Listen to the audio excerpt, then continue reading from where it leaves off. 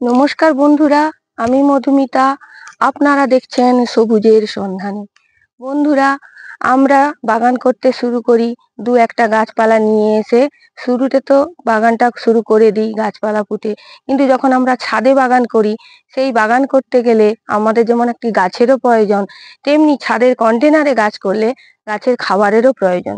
তাই প্রাথমিকভাবে বন্ধুরা, আমরা যে সকল খাবারগুলো আমাদের গাছের প্রয়োজন হয় তা হলো NPK। এন অর্থাৎ নাইট্রোজেন অর্থাৎ ফসফরাস, আর কে অর্থাৎ পটাশ। তাই পটাশ, ফসফরাস আর নাইট্রোজেন এই তিনটি উপাদান মূলত গাছের খুব প্রয়োজন হয়। গাছ একটি বৃদ্ধি হতে এইগুলি প্রয়োজন হয়। এছাড়া গাছেদের অনুখাদ্যের প্রয়োজন হয়, সেগুলি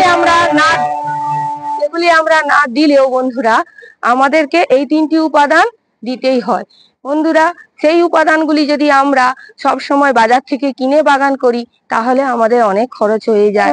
সেই জন্য আমাদের চেষ্টা করতে হবে যে বাড়ির ফেলে দেওয়া কি কি জিনিস থেকে আমরা সেই সব খাদ্যের যোগান দিতে পারি। দেখুন বন্ধুরা, বাড়ির যে সকল ফেলে দেওয়া বর্জ্য পদার্থ, যাকে আমরা খাওয়ার পরে অনায়াসেই ফেলে দিই, দেখুন কত সুন্দর ফুলের রং, এবং এরকম সুন্দর সুন্দর আমরা ফুল ফোটাতে পারি। তার জন্য বাজার থেকে নামি দামি সার কেনার প্রয়োজন হয় না। এরকমই আজকে আপনাদের সামনে একটি সার তৈরি করা তুলে ধরবো, যেটি আপনারা অতি সহজেই বানিয়ে নিতে পারবেন, এবং আপনার এই গাছে দিয়ে আপনি এরকম সুন্দর সুন্দর ফুল এবং এই রকম সুন্দর সুন্দর ফল আপনারা গাছে ফলাতে পারবেন। চলুন বন্ধুরা, দেখে নিই আমরা সেই সার তৈরি করার পদ্ধতিটি। বন্ধুরা, এর জন্য লাগবে আমার একটি ফেলে দেওয়া কন্টেনার। বন্ধুরা, বাগান করব আমরা, সবই যদি কিনে বাগান করি তাহলে আমাদের অর্থের অনেক খরচ হয়ে যায়। তাই আমরা যে কন্টেনারগুলো আমরা বাদ দিয়ে দিই আর বাড়িতে ব্যবহার হয় না, সেই কন্টেনার নেব। এবং আর লাগবে কলার খোসা।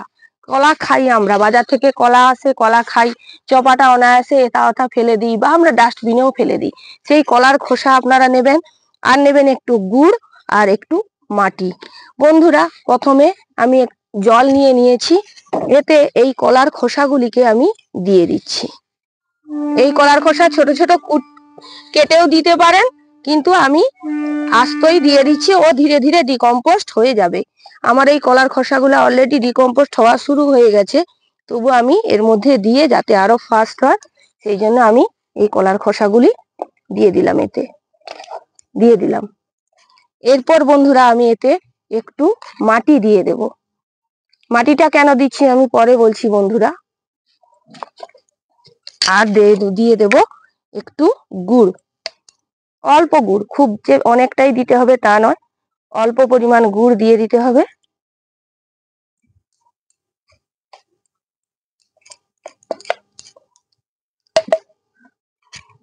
আমার কাছে একটা খাচ্ছি হলে।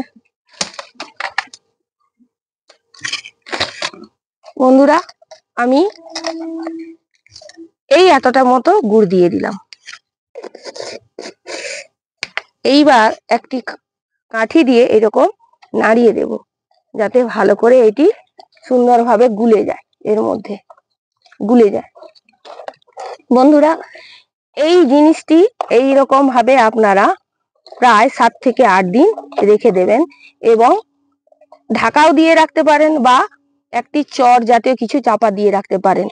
শুধু আপনাদের একটি কাজ করতে হবে, আপনারা সারাদিনে অন্তত 2 বার একটি কাঠি দিয়ে এইরকম নাড়িয়ে দেবেন, ক্লকওয়াইজ অ্যান্টি ক্লকওয়াইজ নাড়িয়ে দেবেন।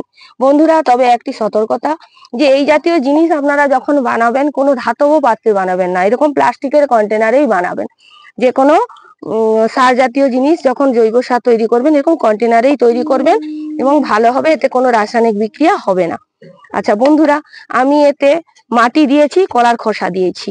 কলার খোসাতে তো পটাশিয়াম আছে, সেগুলি এই জলের মধ্যে মিশবে। আর এই যে মাটিতে অনেক অণুজীব রয়েছে, সেই অণুজীব কি করবে, এই কলার খোসার মধ্যে থাকা খাদ্যগুণগুলিকে দ্রুত বের করবে, কলার খোসা থেকে বের করে জলের সঙ্গে দ্রবীভূত হতে সাহায্য করবে।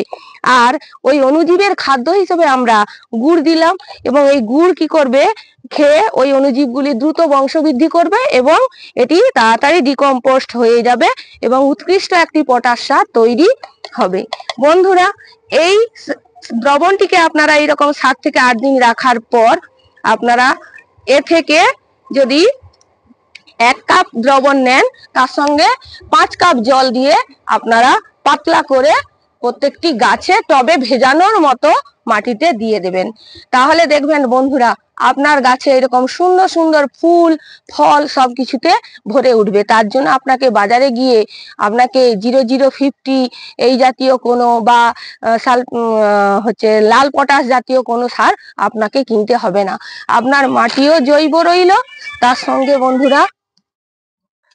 বন্ধুরা আপনার সারও তৈরি হলো, কোনো মাটির কোনো ক্ষতি হলো না। বন্ধুরা, আজকে আমি আপনাদের সামনে তুলে ধরলাম যে কিভাবে একটি জৈব পটাশ তৈরি করা যায়। আপনারা এইভাবে জৈব পটাশ তৈরি করুন। বন্ধুরা, আপনারা আপনাদের বাড়িতে এইভাবে পটাশ সার তৈরি করুন এবং আপনাদের বাগানে ফল ফুল তৈরি করুন। এই ছিল আজকের উপস্থাপনা। বন্ধুরা, কেমন লাগলো কমেন্ট করে জানাবেন। আপনারাও বাড়িতে তৈরি করুন এই রকম সার। এরপরে আবার কোনো নতুন একটা বিষয় নিয়ে আপনাদের সামনে আসবো। বন্ধুরা, আপনারা সবাই ভালো থাকবেন।